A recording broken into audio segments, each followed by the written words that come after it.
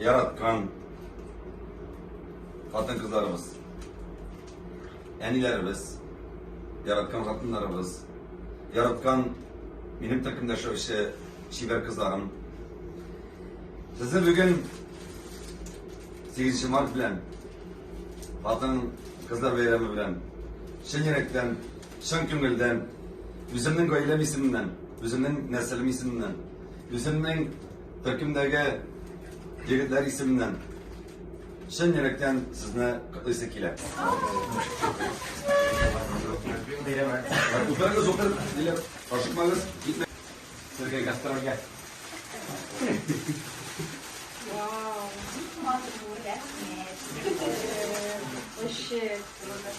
Hem benim şeksen yüzümden de böreklerim var. Kızlar, siz her vaktada matur olsun için tutturun.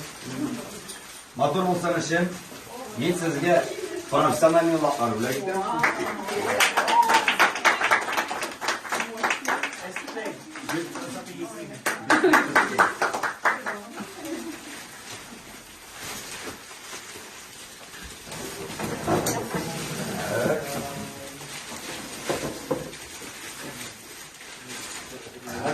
Evet.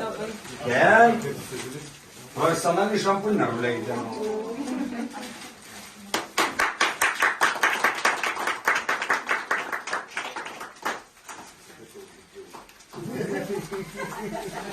Девочки не родятся?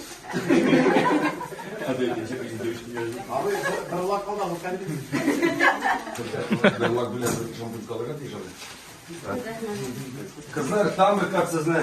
Neyden bilen? Ana şulay her vakitte de bizge ko'ngilga yoz keltirgiz, değil mi? Chin yurakdan yaratamiz sizni, hurmat etamiz. Hem sizga azarlangan bu istal motorni ayttirib, biz sizni bugun bayram etamiz, sizga şeylar yasab turamiz. Bu konsertga kadargina.